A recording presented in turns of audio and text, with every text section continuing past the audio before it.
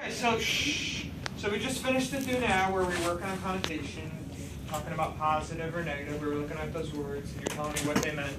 And we were doing pretty good there. So now you guys were broken up into groups. You've been working on your one stanza within this poem, and you were looking for positive or negative connotation in the poem as well.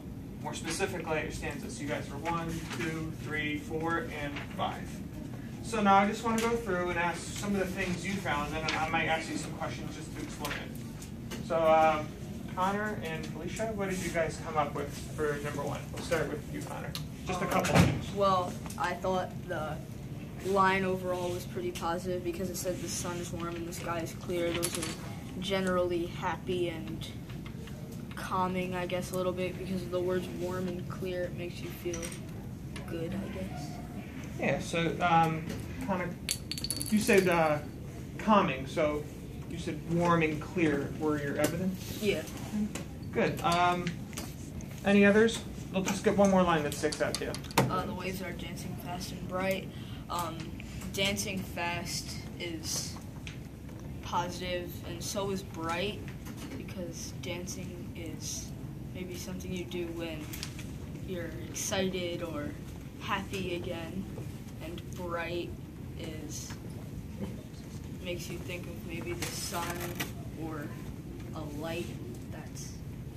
Yeah, as you're saying, I like that dancing is somehow associated with having a pleasant time. It's like a celebratory action.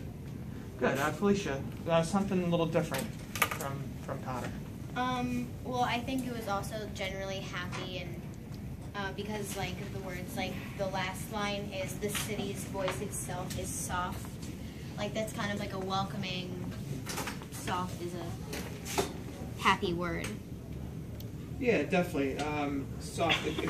If it said it's hard voice, if it said, if it wasn't soft like solitude, but hard like conflict, what would that make it?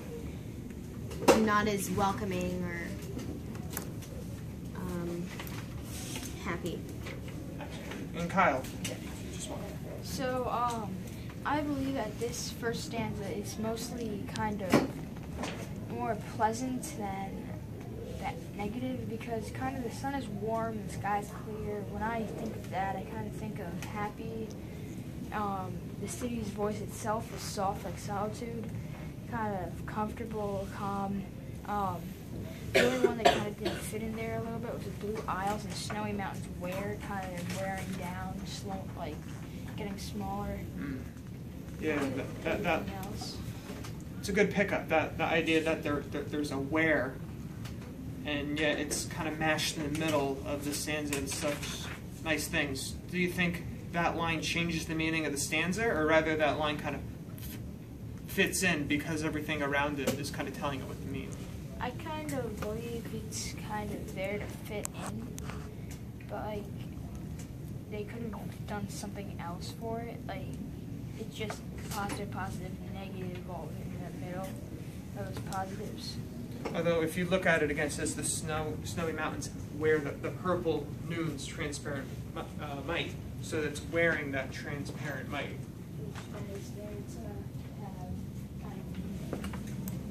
Great job. All right, you guys have a little bit of a different stanza. Let's start with you, Aiden. What's something that you... Well, the first line, it says, I see the deep's untraveled floor. It means like it's just the ocean floor is just like untouched. There's nothing it doesn't look like it's ever been stepped upon before. So do you feel that it's the fact it's untouched is somehow a good thing, or maybe bad, or maybe it's somewhere else? I guess somewhere else. Sure. Doesn't seem like it's good or bad. It's kind of in the middle. How come? What's your justification for that?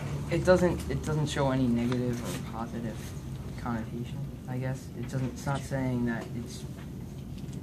Well, I guess maybe it's positive, because if it were trampled, I guess that sounds a little bit negative. And untrampled. Oh, it's a good pickup. So the idea that trampled could somehow be construed as negative. So if it's untrampled, it must be the opposite. So instead of just saying neutral, you're saying it's the opposite of trampled in your justification. I think that's strong. That's a very good way to frame that argument. Do we have another volunteer, one of you three? We'll just get one of you. Yeah.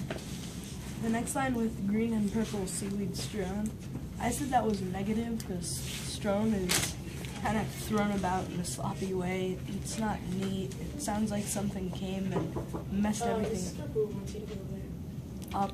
A few minutes. Not like someone neatly put something to the side. It just came and threw it all over the place. Yeah, that idea that it's somehow messy or just was not done with care. How does that also kind of relate to line 4? Like light dissolved, star shower thrown. Strewn and thrown, they're both kind of the same thing. And thrown about, they're comparing, I guess, the seaweed to the star showers.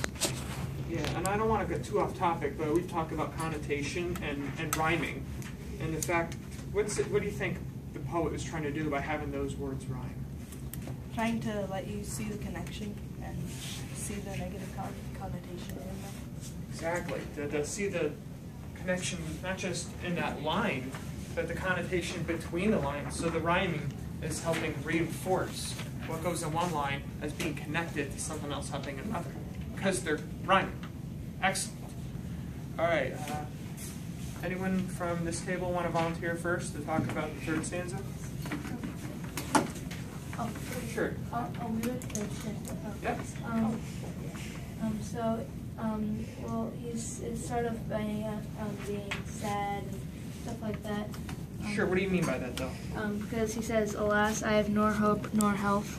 So he doesn't have neither hope nor health. So he's sort of sad and depressed, and he might be sick, and he has no peace or calm. But one might look at this and go, oh, I see the word hope and health and peace. But how do you know then that it's negative? He says, "I have nor hope nor health." So he doesn't have hope or health. Yes, so this person doesn't have any of these things. So what's a word then to use? Let's take it one step further, because this is good. Summarize the mood of this part of the stanza. I think it's depressing. It's an excellent choice to put there. Good. Anyone else want to talk about something else in stanza 3? Maybe something in the middle or the bottom, Michael? So it says, nor fame, nor power, nor love, nor leisure. And then under that says, others I see whom these surround. And then he's talking about how other people are happy and they have power and money, but he doesn't. But he doesn't. So you're saying he doesn't have these things and he's noticing that others do. How does he notice others do? Where does it say that? Smiling they live and call life pleasure. So when he sees other people smiling, he knows that they're happy, but he's not. Exactly. He's talking about another object. They, not he, but they. Excellent. Well done.